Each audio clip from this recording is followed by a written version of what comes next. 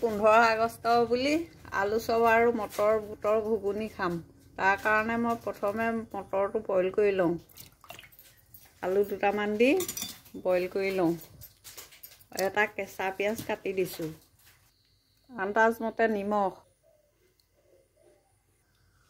হালধি দি এতিয়া মই বইল কৰি লওঁ। ঘুগুনিত তেল মাৰিবৰ কাৰণে এয়া মছলা অকণমানত পানী দি লৈ গুলি ল'ম। এয়া আদা নহৰু জলকীয়া বিলাহী আৰু মান ধনিয়া পাত এনেকৈ তেল মাৰিম। পিঁয়াজ নিদিওঁ, পিঁয়াজটো দিয়া আছে কেঁচাতে। এয়া আকৌ চাটনিৰ কাৰণে কেইটামান বুট, 3টা পকা জলকীয়া, নৰসিংহ পাত 2 কিলামান ভাজি লৈছোঁ। লগতে আদা নহৰু ভাজি লৈছোঁ। বাদাম কেইটামান ভাজি লৈছোঁ। এয়া কেঁচা বুট এনেকৈ নিমখ দি পেলাই চাটনি কৰিম। এইফালে এয়া বেচন আৰু বিস্কুটৰ গুড়ি, মেৰিগোল্ড বিস্কুটৰ গুড়ি অকণমান আছিলে, সেইকণো ভাঙি লৈছোঁ। এফালে আলু বইল কৰি থৈছোঁ। কেঁচা পিঁয়াজ দিলে অকণমান বেয়া লাগিবৰ কাৰণে পিঁয়াজকণ ভাজি লৈছোঁ। ইয়াতে নিমখ দি পেলাই ফেটিম। এইফালে মই চাটনিকণ বনাই ল'লোঁ। এতিয়া মই আলুগুটিখিনি ফেটি ল'ম ভালকৈ। তাৰ পাছত দেখা যাব আৰু কেনেকৈ বনাওঁ, কি কৰোঁ। এতিয়া মই ভাজি ৰখা পিঁয়াজখিনি ঢালি দিলোঁ ইয়াতে। তাৰ পাছত ইয়াতে নিমখ অলপ ছটিয়াই দিছোঁ।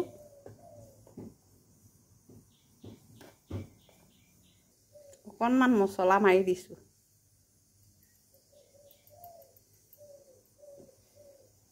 এতিয়া মই অলপ এনেকৈ লাডু লাডু কৰি থৈ যাম।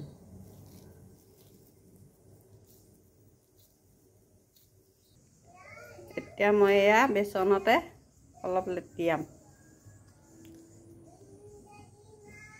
এনেকৈ তেতিয়াই আকৌ বিস্কুটৰ গুড়ি অলপ এনেকৈ সানি দিম।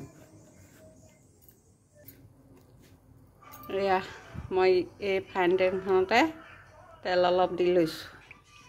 কেৰাহীখনত নবনাওঁ, কেৰাহীখনত বনালে মানে বহুত দেৰি লাগিও ধৰিব পাৰে। সেয়েহে এইখনতে বনাইছোঁ। প্ৰথমে মই এইকেইটা বেচন সানি ল'লোঁ। তাৰপাছত এয়া ওপৰে ওপৰে অলপ বিস্কুটৰ গুড়া দি লৈছোঁ।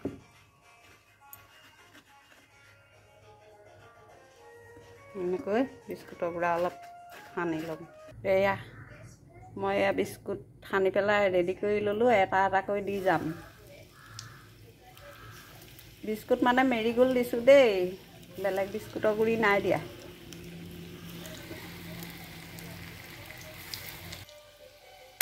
এইফালে এয়া মটৰ ঘুগুনি তেল মাৰিবৰ কাৰণে কেৰাহীখন ফিটিংকৈ লৈছোঁ।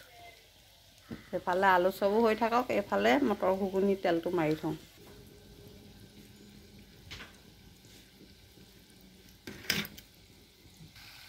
এয়া ৰেডি হৈ গ'ল।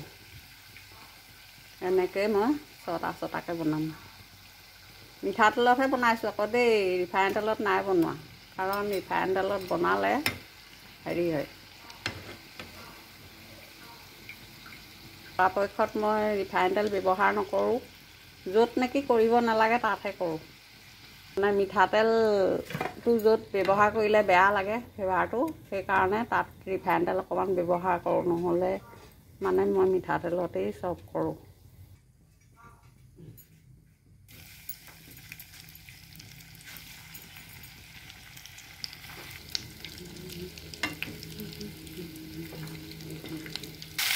পিঁয়াজ নিদিওঁ বুলি অকণমান দি দিলোঁ।